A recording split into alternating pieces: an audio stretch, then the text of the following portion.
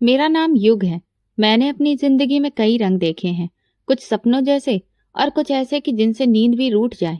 मैं एक middle class परिवार से आता था। मेरा घर छोटा था, लेकिन वहाँ प्यार बहुत बड़ी चीज थी। पापा सुबह सवेरे ऑफिस निकल जाते और माँ सारा दिन मेरे लिए मेहनत करती रहती।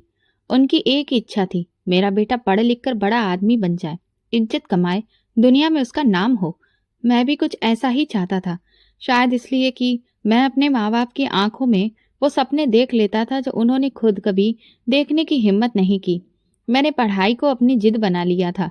छोटे से स्कूल से शुरू हुआ सफर कॉलेज तक पहुंचा तो हर दिन मेरे लिए एक नई जिद और मेहनत बन जाता। जब मैं यूनिवर्सिटी पहुंचा तो लगा कि अब जिंदगी बदलने वाली है। मैंने खुद से वादा किया था, युग, कुछ भी हो हार नहीं माननी है। लेकिन वक्त हर रोज एक नया थप्पड़ मारता। पढ़ाई का दबाव, महंगाई, फीस भरने की फिक्र, कभी कभी तो लगता कि सब कुछ छोड़ दूं। पापा अक्सर शाम को थके हारे आते और कहते, बेटा पढ़ ले, हमारे पास तो कुछ है नहीं, बस तेरी पढ़ाई ही हमारा सहारा है। मैं चुप रहता, लेकिन अंदर से टूटने लगता। मैं उन्हें कैसे बताता कि अब जिंदगी सिर्फ किताबों में नहीं, हर कदम पर एक नई जंग है। कई बार रात को मैं चुपके से रोता, माँ को खबर भी नहीं होती। मेरी क्लास में अक्सर लड़के लड़कियां महंगे मोबाइल, ब्रांडेड कपड़े और कारों में आते थे। वो सब कुछ मेरे पास नहीं था, लेकिन मेरी किताबों में जो सपने थे उनका कोई मोल भी तो नहीं था। मैं अपनी फीस के लिए कभी दोस्तों से बात करके उन्हें नोट्स बेचता, कभी कोचिंग देता, पैसे जोड़कर छोटे छोटे सपने पूरे करता, लेकिन फिर भी कोई कमी सी लगती। एक दिन यूनिवर्सिटी में एक नई बात चल पड़ी। किसी ने कहा, रिया तो बहुत अमीर है, उसके पापा का बहुत बड़ा बिजनेस है। मैंने ये सब सुना, लेकिन चुप रहा, पर अंदर ही अंदर खलबली सी मच गई। रिया, वही लड़की जो हमेशा खामोश रहती, साफ सुथरी और आत्मविश्वास से भरी हुई, वो किसी बिजनेस टाइकून की बेटी थी। मेरा दिल जैसे चौंक उठा। पहली बार मेरे दिल में लालच ने जन्म लिया। मैंने खुद से झूठ बोला, क्या पता किस्मत का दरवाजा यही हो। और मैं उस दरवाजे पर दस्तक देने लगा।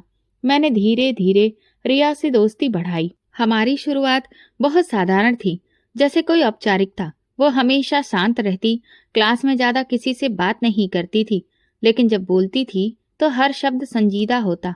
मैं बस एक नजर उसके पर्स और गाड़ी पर डाली थी और मेरे दिल में एक ख्याल पनप चुका था। उसके पास वो सब कुछ था जो मैं बरसों से चाहता था। वो वही जिंदगी जी रही थी जिसका मैं सपना देखा करता था। मैंने छोटी छोटी बातों से उसके करीब जाना शुरू किया। कभी उसकी कोई फाइल उठा दी, कभी लाइब्रेरी में नोटिस के बहाने बात छेड़ दी। रिया थोड़ी हैरान रह जाती थी, लेकिन शायद उसे अच्छा भी लगता था कि कोई उसकी खामोशी को समझने की कोशिश कर रहा है। एक दिन यूनिवर्सिटी की कैंटीन में मैंने पूछा, रिया, तुम अक्सर अकेली रहती हो, इसकी कोई खास वजह? उसने कंधे उचकाकर कहा, बस मैं ज्यादा लोगों पर भरोसा नहीं करती। ये सुनकर मैं मुस्कुराकर बोला, तो फिर मुझे मौका दो, शायद मैं तुम्हारा भरोसा जीत सकूं। रिया ने एक लम्हे के लिए मुझे ध्यान से देखा, फिर पहली बार खुलकर मुस्कुराई। शायद वही लम्हा था जब उसने मुझे अपने दिल के करीब आने दिया। मैं जानता था ये सब एक खेल है, लेकिन खेल जीतने के लिए चाल चालाकी से चलनी होती है। अब हम अक्सर साथ दिखने लगे, कैंटीन में चाय पीते, लाइब्रेरी में ग्रुप स्टडी करते और कभी कभार क्लास के बाद लंबी चहलकदमी। इस दौरान रिया ने खुद ही बताया, मेरे पापा का कपड़ों का बहुत बड़ा बिजनेस है, वो ज्यादातर वक्त दुबई में रहते हैं, मैं उनकी इकलौती वारिस हूँ। मैंने सादगी से सिर हिलाया, जैसे मुझे कोई दिलचस्पी ही ना हो, लेकिन अंदर से निश्चिंत था कि मैं बिल्कुल सही रास्ते पर हूँ। वक्त बीतता गया और रिया ने मुझ पर भरोसा करना शुरू कर दिया। एक दिन मैंने उसे यूनिवर्सिटी के गेट पर एक महंगी गाड़ी से उतरते देखा। ड्राइवर उसके लिए दरवाजा खोल रहा था।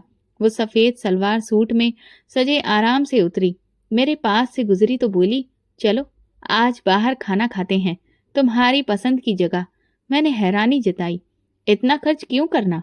उसने मुस्कुराकर कहा, खर्च तब होता है जब दिल ना चाहे। हम रेस्टोरेंट के उसी हिस्से में बैठे जहां अमीर लोग बैठा करते हैं। मैंने सोचा, युग, अब तुम बहुत करीब आ चुके हो, बस एक कदम और। मैंने अपनी पर्सनैलिटी को ठीक वैसा बना लिया जैसा वो चाहती थी, समझदार, सुलझा हुआ और सबसे बड़ा वफादार। और वो वाकई मेरी बातों में आ चुकी थी। एक दिन उसने कहा, युग, अगर मैं अपने दिल की बात बताऊं तो तुम मुझसे दूर तो नहीं हो जाओगे? मैंने उसकी आंखों में देखकर कहा, कभी नहीं। रिया बोली, मुझे तुमसे मोहब्बत हो गई है। मैंने उसका हाथ थाम कर कहा, रिया, मैं भी तुम्हें खोना नहीं चाहता। लेकिन अगला मोड़ ऐसा था जिसकी मुझे उम्मीद नहीं थी। रिया ने अपने पापा से हमारे रिश्ते की बात कर दी। उसने बताया कि उसके पापा बहुत सख्त हैं, लेकिन वो किसी के सामने झुकने वालों में से नहीं है। उसने मेरे लिए हर हद पार कर दी। कई दिन घर में झगड़ा हुआ, यहाँ तक कि उसके पापा ने कहा, वो एक मामूली खानदान का लड़का है, तुम होश में तो हो? रिया ने जवाब दिया, अगर वो मामूली है तो मैं भी एक आम लड़की हूँ। मुझे युग से शादी करनी है। आखिरकार दबाव और बेटी की जिद के सामने उसका बाप झुक गया। हमारी शादी सादगी से हुई, लेकिन इसके बाद की जिंदगी बिल्कुल भी साधारण नहीं थी। बड़े से बंगले में दाखिल होते ही मुझे ये महसूस हुआ कि मैं वाकई में अब कुछ बन गया हूँ। हर तरफ नौकर, गाड़ियां, महंगे सूट और एक ऐसा रुतबा जो कभी सपने में भी नहीं देखा था। रिया हर वक्त मेरे साथ खड़ी होती, हर काम में मेरी सलाह ली जाती, हर फैसले में मेरी मौजूदगी जरूरी समझी जाती। शुरुआत के दिन बहुत खुशहाल बीते।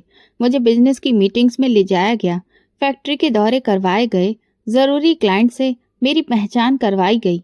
रिया के पापा कभी गंभीर नजरों से मुझे देखते तो कभी खामोशी से सिर हिला देते।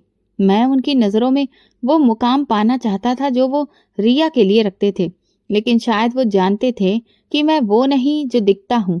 एक शाम अचानक रिया के पापा की तबीयत बहुत ज्यादा बिगड़ गई। उन्हें हार्ट अटैक आया। अस्पताल ले जाया गया, लेकिन वो बच न सके। सब कुछ जैसे पलक झपकते ही बदल गया। बंगले में खामोशी छा गई और रिया का चेहरा सफेद पड़ गया। मैं उलझ गया। मुझे दुख तो हुआ, लेकिन इस दुख के साथ एक अजीब सा एहसास भी था। अब ये सब कुछ मेरा है। कुछ ही दिन बाद वकील ने बताया कि रिया के पापा ने अपनी सारी जायदाद, फैक्ट्रियां, बैंक अकाउंट्स और पूरा बिजनेस रिया के नाम पर कर दिया है, और रिया ने सब कुछ मेरे नाम कर दिया। अब आप ही सब कुछ संभालेंगे सर? वकील ने फाइल बंद करते हुए कहा। मैंने खामोशी से सिर हिलाया, लेकिन दिल के अंदर खुशी की लहर दौड़ गई। अब मैं वो युग नहीं रहा जो फीस भरने के लिए नोट्स बेचता था। अब मैं एक बिजनेसमैन था, कामयाब, अमीर और रुतबेदार। मैंने रिया का शुक्रिया अदा किया, उसके सिर पर हाथ रखा। वो बोली, मुझे खुशी है कि अब तुम पापा के बिजनेस को संभालोगे। अब तुम ही मेरे सब कुछ हो। रिया ने मेरा साथ दिया, लेकिन मैं अब धीरे धीरे उससे दूर होने लगा। मैं रोज फैक्ट्री जाता, वापसी पर देर से घर आता, कभी बिजनेस पार्टनर की मीटिंग्स तो कभी किसी 5 स्टार होटल में डिनर। रिया कोई सवाल नहीं करती थी, शायद इसलिए कि उसने मुझे पूरी तरह से भरोसा दे दिया था। मेरे मम्मी पापा शहर के सबसे मशहूर और महंगे हॉस्पिटल में अपना इलाज करवा रहे थे। मैं उनसे अक्सर मिलने जाया करता था, लेकिन शायद अब उनकी उम्र पूरी हो रही थी। पहले माँ और फिर पापा दोनों ही भगवान को प्यारे हो गए, लेकिन उनकी आंखों में वो तसल्ली थी कि उनका बेटा अपनी जिंदगी में वो सब कुछ हासिल कर चुका है जिसके सपने उन्होंने देखे थे। उनके जाने के बाद जिंदगी कुछ दिन उदास रही, लेकिन फिर धीरे धीरे अपनी डगर पर लौट आई। एक रात मैं एक मशहूर बिजनेसमैन की पार्टी में गया। वहां का माहौल बिल्कुल अलग था। गाना बजाना, शराब, डांस और खूबसूरत चेहरों से वो माहौल भरा पड़ा था। एक आदमी मेरे पास आकर बोला, युग साहब, अब आप हमारे क्लब के मेंबर हैं, क्या कुछ खास पेश करूं आपके लिए? मैंने नजरें फेरते हुए पूछा, क्या है? वो बोला, बस आइए और खुद देख लीजिए। वो मुझे एक आलीशान कमरे में लेकर गया, जहां म्यूजिक थोड़ा धीमा था, लेकिन चेहरों पर रोशनी भरपूर पड़ रही थी। वहां एक मेज पर कुछ लड़कियां बैठी थीं। वे खूब हंस रही थीं और उनके जाम से जाम टकरा रहे थे। मेरे लिए खास मेज रखी गई थी। मैं उनके पास ही बैठ गया। पहली बार मेरे हाथ में जाम आया, जिसे अब तक मैंने सिर्फ दूसरों के हाथों में देखा था। एक लड़की मेरे करीब आकर बोली, युग साहब, आप हमारे नए मेहमान हैं। मैं हंसते हुए बोला, शायद अब मैं रोज रोज का मेहमान बन जाऊं। वो हंसने लगी और फिर वो रात मेरे लिए एक नया ही दरवाजा खोल गई। अगले दिन मैं फैक्ट्री में लेट पहुंचा। रिया ने पूछा, रात को कहाँ थे? फोन क्यों बंद था? मैंने फोन उठाकर दिखाया। बैटरी खत्म हो गई थी। क्लाइंट के साथ देर तक मीटिंग थी। उसने भरोसा कर लिया। वह हमेशा ही भरोसा कर लेती थी। कुछ दिन बाद मेरी पहचान गौहर जान से हुई। वो एक रुतबे वाली औरत थी, बिजनेस कम्युनिटी में बहुत फेमस, लेकिन उसकी महफिलें अंदरूनी महखानों में ज्यादा मशहूर थीं। एक दिन पार्टी में उसने मेरा हाथ पकड़कर कहा, युग, तुम जैसे नौजवान को कुछ खास दिखाने का दिल है। गौहर जान ने मेरे लिए वो दरवाजा खोला जिसके पीछे वो सब कुछ था जो मैंने अब तक सिर्फ फिल्मों या कहानियों में सुना था। पहली बार जब मैं उसके साथ उसकी महफिल में गया तो हैरत से ज्यादा ताज्जुब हुआ। वो जगह एक आम इमारत के पिछले हिस्से में थी, लेकिन अंदर जाते ही माहौल बदल जाता। हल्की रोशनी, धीमे संगीत की आवाज और अलग अलग खुशबुओं की महक। युग साहब, यहाँ हर चीज खास है, बस चुनने की देर है, गौहर ने मुस्कुराकर कहा। मैं खामोशी से कमरे के अंदर देखता रहा। सामने सोफे पर कई लड़कियां बैठी थीं। हर एक का अंदाज, लिबास और बातचीत अलग थी। उनमें से एक ने मेरी तरफ देखकर धीरे से आंख मारी। मैं नजर चुरा गया, लेकिन गौहर ने मेरी पीठ पर हाथ रखकर कहा, आज तुम नए हो, कल ये सब तुम्हें चाहने वाली होंगी। पहली रात एक गुमराह रास्ते ने मुझे पकड़ लिया था। दौलत की वजह से मैं वहां खास मेहमान था। मेरे लिए हर हद पार की जा सकती थी। गौहर जान ने एक लड़की को इशारा किया, चांदनी, साहब को कंपनी दो। चांदनी हंसते हुई मेरे पास आकर बैठ गई। वो चमकती आंखों वाली लड़की थी। युग साहब, पहली बार आए हैं क्या? वो हंसकर बोली। मैंने कहा, हाँ, तुम भी खास लग रही हो। मैं थोड़ा झिझकते हुए बोला। वो फिर से खिलखिलाकर हंसते हुए बोली, यहाँ सब खास होते हैं, बस कुछ कम और कुछ ज्यादा। उस रात के बाद मेरी वापसी का कोई सवाल ही नहीं था। अगले दिन और फिर अगला दिन मैं हर रात वहीं होता। हर बार एक नया चेहरा, नई बात, नई फिजा। मैंने बस एक नियम बनाया, किसी से दिल नहीं लगाना है, सिर्फ वक्त गुजारना है। रिया को कुछ भी खबर नहीं थी। वो अभी भी वही पुरानी रिया थी। हर सुबह मेरे लिए, हर रात मेरे इंतजार में आंखें बिछाए बैठी। मैं रोज नया बहाना बनाता। क्लाइंट के साथ था, बिजनेस ट्रिप पर था, देर हो गई। अक्सर वो कहती, युग, तुम बहुत बदल गए हो। पहले तुम छोटी छोटी बातें भी बताते थे, अब तो मुझसे दूर हो गए हो। जिंदगी बदल गई है रिया, सब कुछ बदल गया है। मैं जानता था कि मैं जो कुछ भी कर रहा हूँ वो गलत है, लेकिन उस पल में मेरे लिए कोई भी चीज गलत या सही नहीं रही थी, बस मेरी इच्छाएं थी। गौहर जान अब मेरे रूटीन का हिस्सा बन चुकी थी। अक्सर वो खुद कॉल करती, युग, आज एक खास मेहमान आ रहा है, तुम जरूर आना। एक रात उसने मुझे एक बेहतरीन पार्टी में बुलाया, जहां सिर्फ वीआईपी लोग ही आ सकते थे। पार्टी एक बंगले में हुई, शहर के सबसे महंगे इलाके में। वहां पहुंचते ही फोन बंद करना होता था और चेहरे पर नकाब पहनना नियम था। वहां दाखिल होते ही एक नई दुनिया मेरा स्वागत कर रही थी। कमरे गहरे रंग में डूबे हुए, दीवारों पर अजीब तस्वीरें और माहौल में एक अजीब सा सन्नाटा। गौहर मेरे कान में बोली, ये वो जगह है जहां तुम अपनी हर ख्वाहिश पूरी कर सकते हो, बिना किसी सवाल के। मैंने वहां कई ऐसे चेहरे देखे जो आम जिंदगी में बहुत रुतबे वाले और साफ सुथरे किरदारों में जाने जाते थे, लेकिन वहां सब बराबर थे, सब बेनकाब। मैं खुद को रोक नहीं पा रहा था। कभी कभी मैं खुद हैरान होता, क्या मैं वही युग हूँ जो अपने माँ बाप की जिंदगी बेहतर बनाने के लिए लड़ाई लड़ रहा था? लेकिन फिर मैं खुद को याद दिलाता, ये सब मैंने खुद के लिए हासिल किया है, ये सब मेरा है। एक दिन जब मैं फैक्ट्री के ऑफिस में बैठा था तो अकाउंटेंट आया और बोला, सर, पिछले 3 महीने में आपके पर्सनल अकाउंट से 4 करोड़ रुपए निकल चुके हैं, सब कैश विड्रॉल है। मैंने फाइल ली, दस्तखत किए और कहा, और अगर जरूरत पड़े तो बता देना, फिक्र मत करो। अब मैं सिर्फ खर्च कर रहा था, वक्त, पैसा और खुद को। मेरी रातें गौहर के अड्डे पर गुजरती और दिन बिजनेस की मीटिंग्स में। कोई मुझे कुछ भी नहीं कहता था, क्योंकि मैं मालिक था और मालिक से सवाल नहीं किए जाते। उस रात गौहर ने खुद कॉल की, युग, आज कुछ खास है तुम्हारे लिए, एक नई चीज है जैसी तुमने मांगी थी। मैंने तुरंत गाड़ी की चाबी उठाई और बिना कुछ पूछे निकल पड़ा। अब ये मेरा रूटीन बन चुका था, एक फोन कॉल, एक वादा, एक चेहरा और एक रात। गौहर ने मुझे वक्त और जगह मैसेज पर भेज दी। जगह शहर से बाहर एक सुनसान चौराहा था, जहां अक्सर गाड़ियों में वे लड़कियां बिठाई जाती थीं जिन्हें किसी के लिए इनाम समझा जाता था। गाड़ी की हेडलाइट्स उस सन्नाटे को चीरती हुई आगे बढ़ रही थी। एक जगह रोशनी में धुंधली सी परछाई नजर आई। मैंने ब्रेक मारा। गाड़ी रुकी तो देखा कि वो एक दुबली पतली छोटे कद की लड़की थी, बहुत ही साधारण कपड़ों में, सिर पर सफेद रंग का दुपट्टा और नजरें झुकी हुई। मैंने दरवाजा खोला। बैठो। वो धीरे से मेरे बराबर वाली सीट पर बैठ गई। गाड़ी में खामोशी थी। मैंने उसे एक नजर देखा। उसकी उम्र मुश्किल से 14 साल रही होगी। चेहरा मासूम, इतनी खामोश जैसे जुबान ही उससे रूठ गई हो। हाथ उसकी गोद में जुड़े थे, जैसे खुद से लिपट आई हो। ये पहला पल था जब मेरे अंदर कुछ हल्का सा टूट गया। न जाने क्यों उसकी मौजूदगी मुझे वो सुकून नहीं दे रही थी जिसकी मैं आदत बन चुका था। मैंने अपने नजरें सड़क पर रखी और धीरे धीरे गाड़ी आगे बढ़ने लगी। गाड़ी सड़क पर खामोशी से चल रही थी, लेकिन मेरे अंदर जैसे एक जंग छिड़ चुकी थी।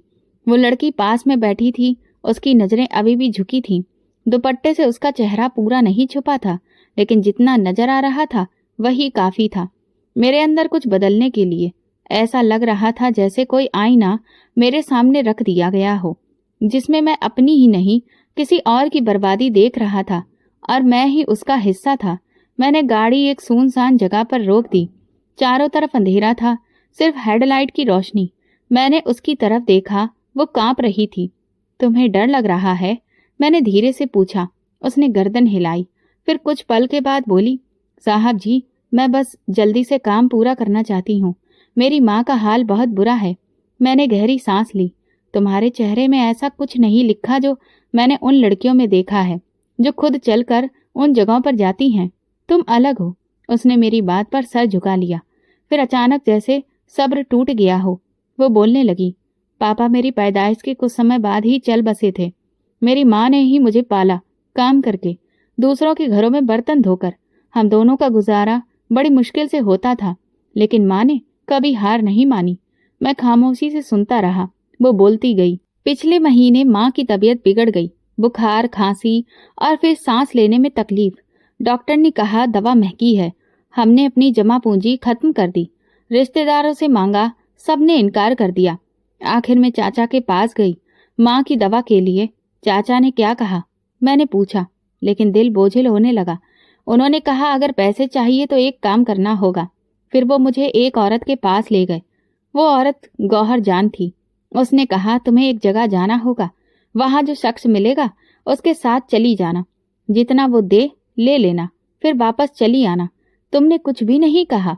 मैंने कुछ सोचने की मोहलत भी नहीं ली। माँ की सांसें कमजोर पड़ रही थी। मेरी आंखों के सामने वो तड़प रही थी। मेरे पास अब कोई रास्ता नहीं बचा था। मैंने अपनी आंखें बंद कर लीं। दिमाग में जैसे शोर था। हर वो रात, हर वो लम्हा जब मैं गौहर जान के अड्डे पर जाता था, सब एक साथ याद आ गया। लेकिन आज पहली बार उन रातों का मतलब बदल रहा था। तुम जानती हो, तुम्हारे चाचा ने तुम्हें बेचा है? मैंने सख्ती से कहा। वो धीरे से बोली, हाँ पता है। उन्होंने गौहर जान से पैसे लिए होंगे, लेकिन मुझे इससे फर्क नहीं पड़ता। मुझे सिर्फ अपनी माँ की जिंदगी चाहिए। मैंने जेब से 40,000 रुपए निकाले और उसकी तरफ बढ़ाए। ये पैसे लो और वापस जाओ, अपनी माँ का इलाज करवाओ। उसकी आंखें फटी की फटी रह गईं। आप कुछ नहीं करेंगे? नहीं, और तुम भी कभी दोबारा ऐसी जगह जाने के बारे में सोचना भी मत। तुम अभी बच्ची हो, तुम्हारे सपने खत्म नहीं हुए, बस तुम्हें लड़ना पड़ेगा। वो रो पड़ी, इस बार जोर से। मैंने उसके आंसू साफ नहीं किए, न तसल्ली दी, बस दरवाजा खोला और कहा, चलो मैं तुम्हें घर छोड़ देता हूँ। वो धीरे से उतरी और फिर पिछली सीट पर जाकर बैठ गई। रास्ते भर खामोशी रही। जब उसका मोहल्ला आया तो मैंने गाड़ी रोक दी। यहीं रहती हो? जी। गली के आखिर में। जाओ और वादा करो कि कभी भी दोबारा ये फैसला नहीं करोगी। उसने हिचकियों के बीच में सर हिलाया। वादा। वो उठकर चलने लगी। मैंने बैक व्यू मिरर से देखा। वो बार बार पीछे मुड़कर देख रही थी, जैसे कि उसे यकीन नहीं हो रहा हो कि कोई सिर्फ मदद के लिए आया था, बिना कुछ लिए। मैंने गाड़ी स्टार्ट की और धीरे से आगे बढ़ा दी। उस रात मैं घर देर से नहीं पहुंचा। रिया जाग रही थी। दरवाजा खोलते ही बोली, आज जल्दी आ गए। मैंने बस सर हिलाया। हाँ, बस थक गया था। वो मुझे देखती रही। शायद उसे महसूस हुआ कि कुछ बदल गया है। मैं सीधा अपने कमरे में गया और कई घंटे बालकनी से आसमान देखता रहा। न गौहर का फोन आया, न किसी से बात की। बस एक चेहरा बार बार सामने आता रहा, वो साधारण सा डरा हुआ चेहरा, वो सच जो मुझे तोड़ गया था। मुझे नहीं पता था कि एक लम्हा, एक वाकया इंसान को अंदर से बदल सकता है, लेकिन मैं खुद को वही इंसान महसूस नहीं कर रहा था जो कुछ दिन पहले तक अय्याशी को ही कामयाबी समझता था। अगली सुबह जब मैं ऑफिस पहुंचा तो सब कुछ रोज की तरह था, लेकिन मेरे अंदर कुछ बदल चुका था। कॉन्फ्रेंस रूम में मीटिंग चल रही थी, लेकिन मेरी नजरें सामने स्लाइड पर नहीं थी। खिड़की से बाहर कहीं रुकी हुई थी। कोई बात कर रहा था, कोई हिसाब समझ रहा था, लेकिन मेरी नजर में सिर्फ वो चेहरा घूम रहा था। वो छोटी सी लड़की, वो साधारण से कपड़े, वो कपकपाती हुई आवाज। युग साहब, आप कुछ कहना चाहेंगे? मैनेजर ने सवाल किया। मैं चौंक कर उसकी तरफ देखा, फिर धीरे से कहा, नहीं, सब ठीक है, आप लोग आगे बढ़िए। मैं पहली बार किसी मीटिंग में खामोश रहा था। दिन भर के बिजी शेड्यूल के बाद भी दिल का बहुत हल्का नहीं हो रहा था। शाम को घर वापस आया तो रिया किचन में थी। कुछ देर दरवाजे पर मैं खड़ा रहा। वो सब्जी काट रही थी, कुछ गुनगुना रही थी, जैसे उसे किसी जवाब की जरूरत ही नहीं हो। आज तुम बहुत सुकून में लग रही हो। पता नहीं, लगता है तुम आज कुछ बदले बदले हो। शायद हूं मैं। फिर कोई जवाब नहीं दिया और उसके साथ बैठकर खाना खाया। उसके बाद वो कुछ बोली नहीं, बस मुझे हैरत से देखती रही। अगले दिन जब गौहर ने फोन किया तो मैंने फोन साइलेंट पर डाल दिया। 3 बार फोन आया, लेकिन मैंने नहीं उठाया। और रात को जब गाड़ी निकाली तो गौहर के अड्डे की तरफ रुख करते करते रुक गया। यू टर्न लिया और घर वापस आ गया। ये छोटा सा फैसला मेरे लिए नया था, लेकिन इस फैसले में एक अजीब सा सुकून था। आप आज जल्दी घर आ गए? हैरानी से रिया ने पूछा। बस, कहीं जाने का दिल नहीं था, मैंने खामोश सा जवाब दिया। वो अपनी बात खत्म करके चली गई थी, लेकिन मैं जानता था कि उसके दिल में सवाल उठ रहे हैं। मैं दिनों में कम बोलने लगा और रातों को कम चैन की नींद लेने लगा और धीरे धीरे गौहर के अड्डों से दूरी बनाने लगा। एक बार वो खुद मेरे दफ्तर में आ गई, कहने लगी, युग, क्या हुआ है तुम्हें? तुम वो नहीं रहे जो पहले थे। हाँ, और अब मैं वो रहना भी नहीं चाहता। मैंने बहुत खुश होकर कहा, तुम इतनी आसानी से निकल नहीं सकते, जानते हो। मैं चाहूं तो सब कुछ छोड़ सकता हूं, और वही करने का अब वक्त है। उसके चेहरे पर पहली बार संजीदगी आई, लेकिन उसने कुछ नहीं कहा और उठकर चली गई। लेकिन उसकी आंखों में एक अनजान धमकी थी। मेरे दिल में उसके लिए एक नफरत सी जन्म लेने लगी थी। अब वहां जाने का ख्याल भी मुझे बोझ लगता था, जैसे कि मैं किसी गटर में दोबारा कदम रखने की हिम्मत ना कर पा रहा हूं। रिया ने मेरी बदलती हालत पर सवाल नहीं किया, लेकिन उसने मेरा हर अंदाज पढ़ना शुरू कर दिया था।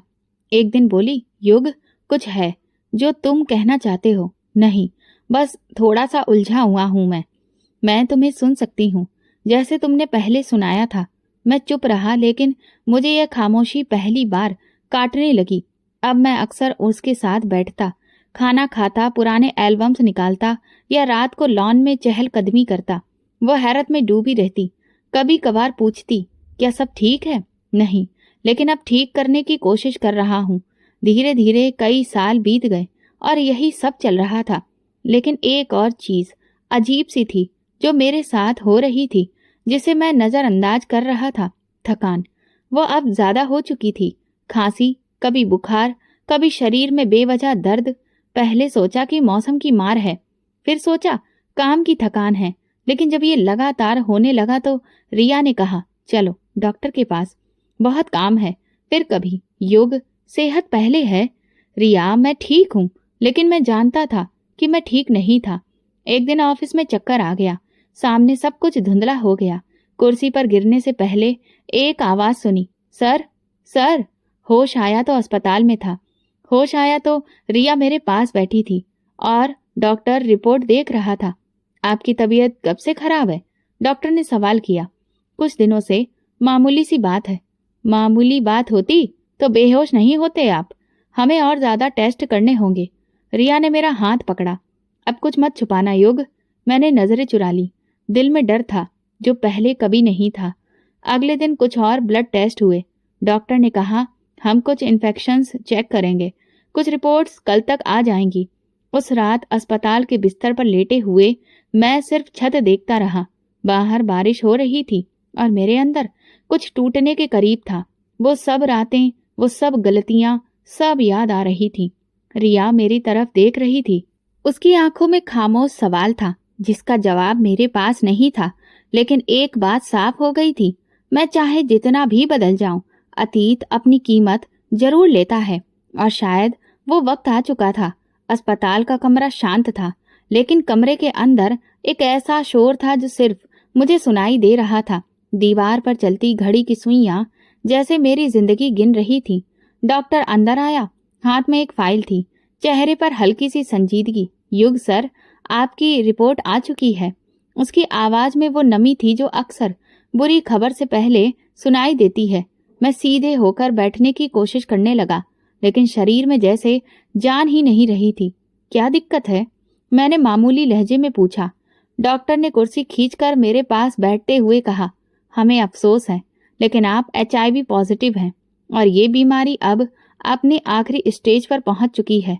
शब्दों का बोझ मेरे सीने पर ऐसे गिरा जैसे कोई पहाड़ आकर बैठ गया हो। मैंने पलक के झटके में जैसे सुना ही नहीं। क्या आपको यकीन है? मेरी आवाज खुद मेरे कानों में अजनबी लग रही थी। हमने सारे टेस्ट कंफर्म किए हैं। आपके शरीर की रोग प्रतिरोधक क्षमता खत्म हो चुकी है। इसकी इम्यूनिटी इतनी कम हो गई है कि किसी भी इन्फेक्शन से खतरा बहुत बढ़ सकता है। मैं खामोश हो गया। आंखें छत की तरफ उठी जहां बस एक सफेद खालीपन था। मन में एक एक करके चेहरे आने लगे। कभी रिया का, मेरे माँ बाप का, वो मासूम बच्ची और गौहर, और फिर उसके बाद वो दर्जनों चेहरे जो अब धुंधले पड़ चुके थे। कितना वक्त है मेरे पास? डॉक्टर ने फाइल बंद करते हुए कहा। ये बताना मुश्किल है। हो सकता है कुछ हफ्ते, हो सकता है 1 महीना, लेकिन ठीक होने की उम्मीद कम है। मैंने सिर्फ सर हिलाया। डॉक्टर चला गया और मैं बिस्तर पर लेट गया। सांस लेते हुए महसूस हो रहा था कि जैसे हवा भी अब अपना बोझ दिखा रही हो। अगली सुबह रिया को 4 धाम की यात्रा पर जाना था। मैंने उसे कुछ भी नहीं बताया। उसने अपना बैग पैक किया और मेरे पास आकर बोली, युग, प्रार्थना करना। मैंने जवाब दिया, तुम बस अपना ख्याल रखना। उसने मेरे माथे पर हाथ फेरा और फिर चली गई। उसके जाने के बाद जैसे कमरे में अंधेरा फैल गया। मैं उसी बिस्तर पर लेटा रहा, कभी आंखें बंद करता, कभी खोलता, कभी सोचता। कुछ देर बाद अस्पताल के पर्दे हटे। एक नर्स आई, अंदर दाखिल हुई। उसने मुझे देखा और हल्की सी मुस्कुराहट फैलाई। मैंने नजरें मोड़ ली। अब किसी से बात करने का दिल नहीं था। वो ब्लड प्रेशर चेक करती रही, कुछ लिखती रही और फिर खामोशी से बाहर चली गई। दिन गुजरते गए, लेकिन मेरे लिए वक्त अब एक बेईमानी सी गिनती बन चुका था। खाना खाता लेकिन छोड़ देता था।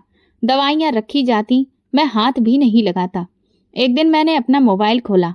गौहर का पुराना मैसेज अभी भी बिना पढ़े पड़ा था। लौट आओ युग, तुम्हारे लिए सब वैसा ही है। मैंने मैसेज डिलीट कर दिया और मोबाइल ऑफ कर दिया। एक दिन शाम को मैंने अपनी पुरानी डायरी निकाली।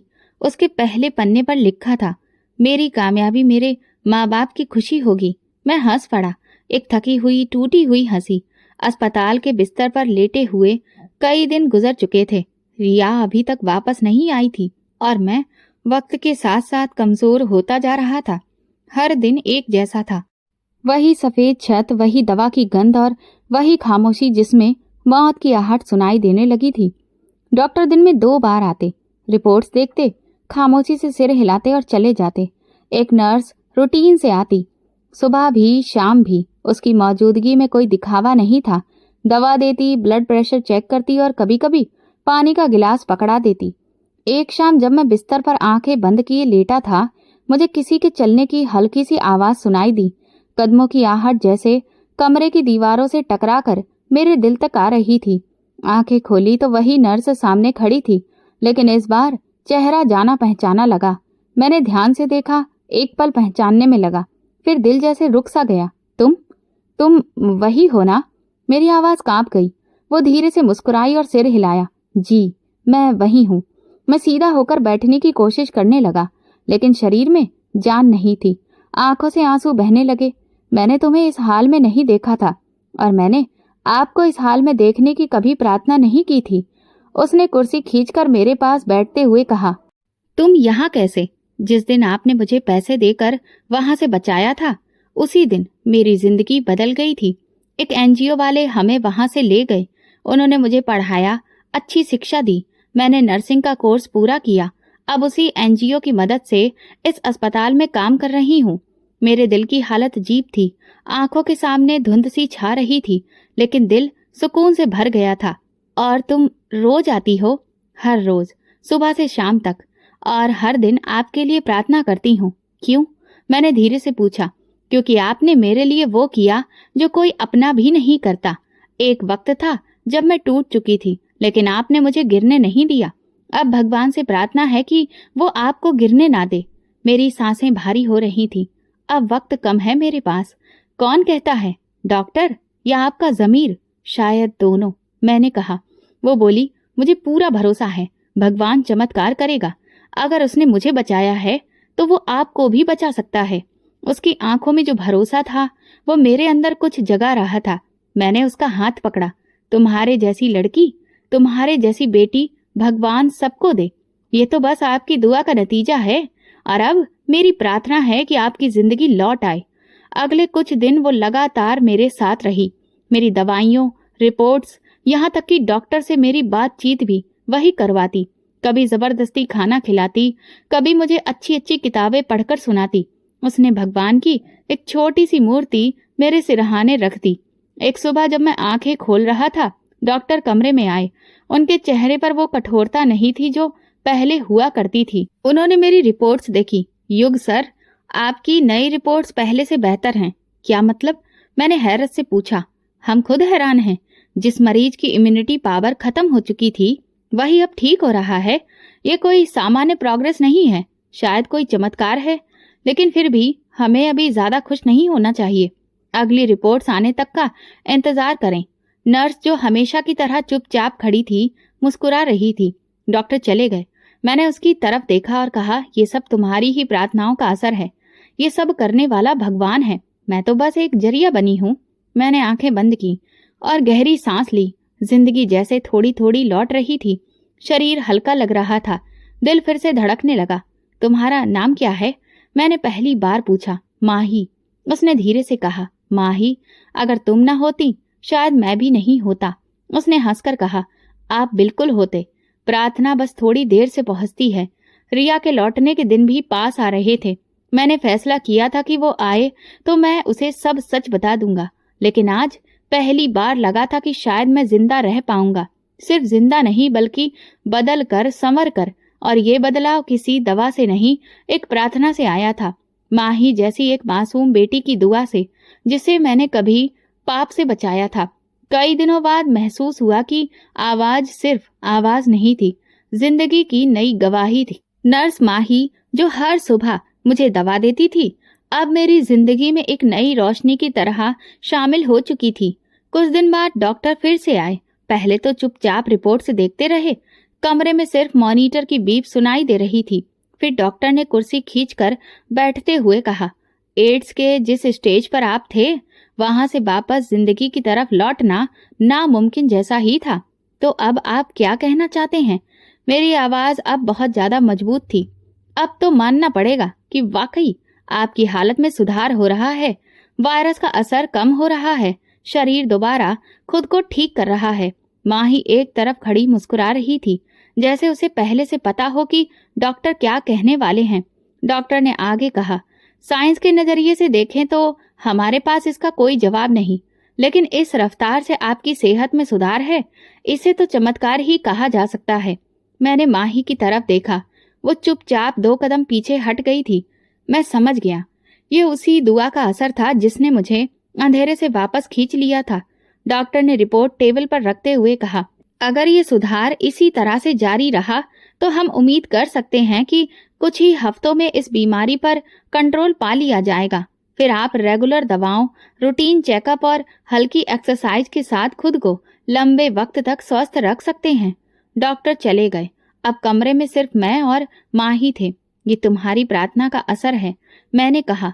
ये भगवान की मर्जी थी, उसने धीरे से कहा, लेकिन मैंने दिन रात आपके लिए प्रार्थना की। तुम्हें उस दिन कैसे यकीन था कि मैं ठीक हो जाऊंगा, जैसे मुझे उस दिन यकीन था कि आप मुझ पर हाथ नहीं उठाएंगे। वही भरोसा मुझे भगवान से भी मिला। ये सुनते ही मेरी आंखें भर आईं, लेकिन इन आंसुओं के साथ पहली बार दिल में शुक्र था, डर नहीं। 1 हफ्ते बाद फिर से रिपोर्ट आई और उनमें बीमारी ठीक होती साफ लिखी थी। अब डॉक्टर ने मेरी दवाई कम कर दी और मुझे कमरे के बाहर चलने फिरने की इजाजत दे दी। पहली बार जब मैं व्हीलचेयर की जगह अपने कदमों पर चला, माँ ही मेरे साथ थी। ये अस्पताल की गैलरी बहुत छोटी लगती है ना? मैंने कहा।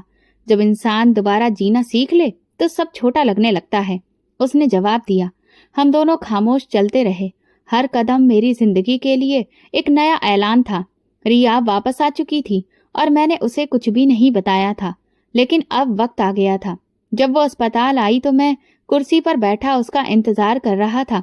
वह आंखों में आंसू लिए बोली, तुम अब पहले से बेहतर लग रहे हो। मैंने कहा, बेहतर इसलिए क्योंकि अब मेरे पास झूठ नहीं है। वो कहने लगी, क्या मतलब है?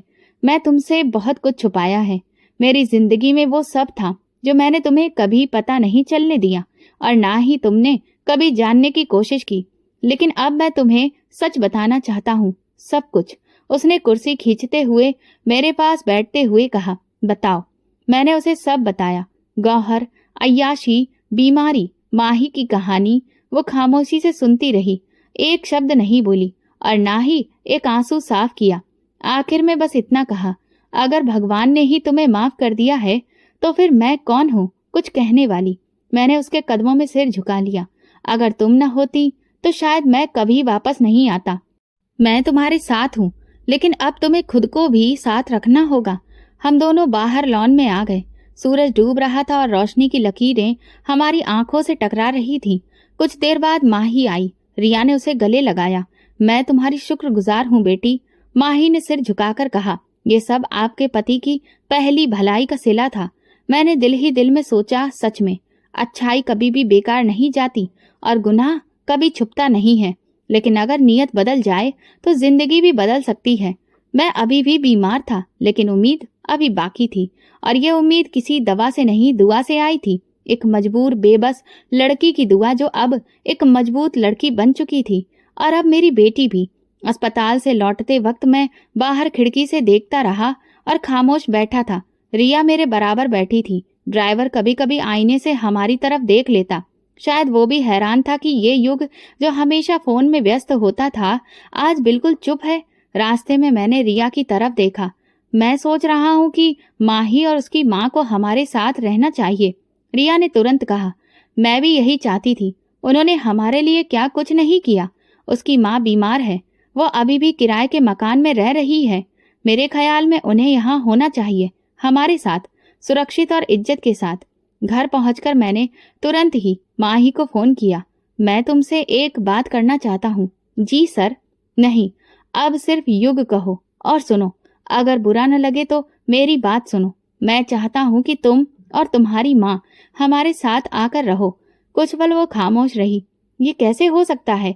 जैसे तुमने मुझे जिंदगी दी है वैसे ही मैं तुम्हें एक सुरक्षित जिंदगी देना चाहता हूँ, तुम्हें और तुम्हारी माँ को। अगले दिन वो अपनी माँ के साथ हमारे बंगले पर आई। दरवाजा खुद रिया ने खोला। माही की माँ एक साधारण सी औरत थी, लेकिन आंखों में शुक्रगुजारी थी। रिया ने दोनों को अंदर बुलाया और कहा, ये अब आपका भी घर है। मैंने माही को बैठने का इशारा किया। मैं तुम्हें बेटी का दर्जा देना चाहता हूँ।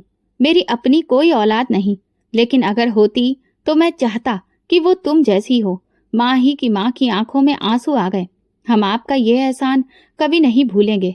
ये एहसान नहीं, ये तो वो कर्ज है जो मैं उतार रहा हूँ। रिया ने घर का एक हिस्सा उनके लिए तय कर दिया। कुछ दिनों में वो हिस्सा जिंदगी से भर गया। माही मेरे साथ बिजनेस के छोटे मोटे कामों में भी थी।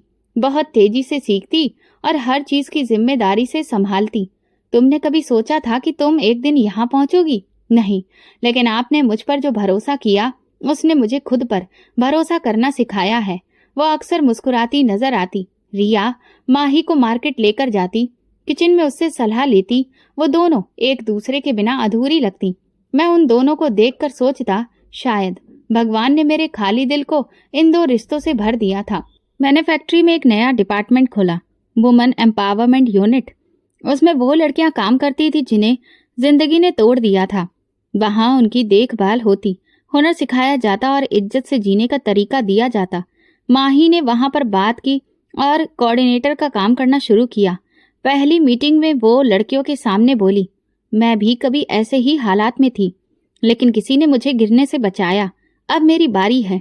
उस दिन के बाद हर लड़की की आंखों में एक नया लक्ष्य नजर आने लगा। रिया एक दिन मेरे पास आई और सामने बैठकर बोली, मैं आज खुद को बहुत बेहतर महसूस कर रही हूँ।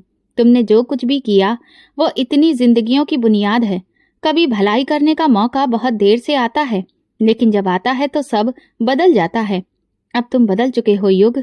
मैंने उसका हाथ पकड़ा। हाँ, इस बदलाव की वजह तुम हो और वो बच्ची जिसकी प्रार्थना ने मुझे वापस लाया। अब मैं रोज सुबह जल्दी उठता, पूजा करता, घर के लॉन के पौधों को नई जिंदगी देता। हर महीने की पहली तारीख को मैं खुद लड़कियों से मिलता, उनकी कहानी सुनता और बताता, ये दुनिया तुम्हें ठुकरा सकती है, लेकिन तुम खुद को मत ठुकराना। माँ ही अक्सर कहती, कभी कभी एक वक्त का फैसला पूरी जिंदगी बदल देता है। मैं उसकी तरफ मुस्कुरा देता, और कभी किसी का एक आंसू पूरी आत्मा को धो देता है। ये मेरा नया सफर था, सच के साथ, मोहब्बत के साथ और उन रिश्तों के साथ जो किसी खून से नहीं, किसी नियत से बनते हैं। सुबह का वक्त था। मैं फाउंडेशन के ऑफिस में बैठा अपनी कुर्सी पर झूला झूल रहा था। मेज पर फाइलों का ढेर था, लेकिन नजर खिड़की से बाहर लॉन में खेलती बच्चियों पर थी, जो अब इस एनजीओ का हिस्सा थी। उनमें कई चेहरे ऐसे थे जो कुछ महीने पहले सड़कों पर ठोकरें खा रही थी। अब उनकी आंखों में डर नहीं, सपने थे। मैंने हाथ बढ़ाकर कॉल बेल बजाई। कुछ पल बाद माही अंदर आई। आज नई अपॉइंटमेंट से 3 बच्चियां दिल्ली से आई हैं। क्या कहानी है उनकी? 2 बहनें हैं अनाथ। तीसरी लड़की को उसके रिश्तेदारों ने घर से निकाल दिया। सबका यहाँ पर एडमिशन करवा दिया है। अच्छा किया। और डॉक्टर नायर से बात हो गई? जी, वो शाम को विजिट पर आएंगे। मैंने फाइल उठाई, दस्तखत किया और उसे पकड़ा दी। उन सब को साफ कपड़े दे देना, खाने का बंदोबस्त भी कर देना और रूटीन चेकअप भी। माही ने सर हिलाया और बाहर निकल गई। ये फाउंडेशन जिसका नाम हमने अमानत रखा था, अब शहर भर में पहचाना जाने लगा था। मीडिया अक्सर रिपोर्ट करता और कभी कभी खास चैनल के लोग इंटरव्यू लेने की बात करते, लेकिन मेरा ये नियम था कि कैमरे से नहीं, किरदार से पहचाना जाए। एक दिन एक टीवी चैनल से कॉल आई, हम चाहते हैं कि आप हमारे प्रोग्राम में आएं, अपनी कहानी सुनाएं। मैंने कहा, मेरी कहानी सुनाने के काबिल नहीं है, लेकिन जो सबक मैंने सीखा वो सुना जाना चाहिए। अगले हफ्ते मैं लाइव बैठा था। मेजबान ने मेरी पहचान बताई और फिर सवाल किया, सर, आपके अंदर ये बदलाव कैसे आया? मैं कुछ लम्हों के लिए खामोश रहा। एक प्रार्थना ने सब बदल दिया, और प्रार्थना भी ऐसी जो मेरे हाथों ही बर्बाद हो सकती थी। लेकिन मैं वक्त पर रुक गया। सर, क्या आप समझते हैं कि अच्छाई की कोई कीमत होती है? अच्छाई की कीमत नहीं, असर होता है। एक दिन मैंने एक अच्छाई की थी और उसी ने मुझे मौत के मुंह से वापस खींच लिया। मैंने कैमरे की तरफ मुंह करके कहा, मैं नौजवानों से कहना चाहता हूँ कि ये जिंदगी बहुत अनमोल है। गलत रास्ते की चमक ज्यादा देर नहीं रहती, लेकिन एक ईमानदारी से भरा कदम, एक साफ नियत और जिंदगी दोनों बदल सकता है। सोचो, तुम्हारी भलाई किसी की दुआ बन सकती है, और वो दुआ तुम्हें नहीं, तुम्हें जिंदगी दे सकती है। प्रोग्राम के बाद बहुत सारे फोन कॉल्स आए, नौजवानों के, बुजुर्गों के, यहाँ तक कि लड़कियों के भी। उन्होंने कहा, हमें बस एक प्लेटफॉर्म चाहिए था, शुक्र है कि आपने बना दिया। माही अब फाउंडेशन का चेहरा बन चुकी थी। वो दूसरों को अच्छी सीख देती, वर्कशॉप करवाती और लड़कियों को हुनर भी सिखाती। मैं अक्सर उसे काम करते हुए देखता तो दिल में अजीब सी तसल्ली महसूस होती थी, जैसे कि सब कुछ अब अपनी जगह पर है। एक दिन फाउंडेशन में पुलिस की एक टीम आई। एक एसएचओ मेरे ऑफिस में दाखिल हुआ और बोला, सर, एक लड़की आपसे मिलना चाहती है। उसे हमने चाइल्ड ट्रैफिकिंग से आजाद करवाया है। मैं खड़ा हो गया और कहा, उसे ले आइए। वो लड़की अंदर आई, छोटे कद की, आंखों में डर। मैंने प्यार से पूछा, क्या नाम है तुम्हारा? अनामिका। उसने धीरे से कहा, अब तुम सुरक्षित हो, ये तुम्हारा घर है। पुलिस चली गई। माही ने अनामिका को रहने की जगह दी, नए कपड़े दिए। माही मेरे पास बैठकर बोली, अब तो यहाँ पर हर दिन एक नई अनामिका आती है। शायद भगवान ने इसी दिन के लिए आपको बचाया था। मैंने इस बात पर सिर हिलाया और कहा, शायद मुझे इसीलिए गुनाह में डुबो कर रखा, ताकि जब मैं लौटूं तो इन सब को संभाल सकूं। मेरी तबीयत अभी भी पूरी तरह ठीक नहीं थी। डॉक्टर कहते थे, आपका शरीर एड्स को रोकने के लिए लगातार लड़ रहा है, लेकिन आपकी हिम्मत हमें हैरान कर रही है। मैं कहता ये मेरा नहीं, बल्कि उन प्रार्थनाओं का नतीजा है जो मेरे लिए मांगी गई हैं। मैं जानता था कि जिंदगी की डोर अभी भी नाजुक है, लेकिन अब इसका मतलब सिर्फ सांस लेना नहीं था, बल्कि किसी के लिए जीने का कारण बन जाना था। मैंने फाउंडेशन के गेट पर एक तख्ती लगवाई और उस पर लिखवाया, ये जगह उन लोगों के लिए है जिन्हें इस दुनिया ने ठुकराया है, लेकिन भगवान ने अपनाया है। और यही मेरे सफर की असली कीमत थी, भलाई। तो दोस्तों, अगर आपको हमारी कहानी पसंद आई हो तो प्लीज कमेंट करके जरूर बताइएगा। इस वीडियो को लाइक करिए और प्लीज ज्यादा से ज्यादा शेयर करिए। अगर आप मेरे चैनल पर नए हैं तो सब्सक्राइब जरूर करें और नोटिफिकेशन बेल दबाएं, ताकि अगली अपडेट सबसे पहले आपको मिले। धन्यवाद।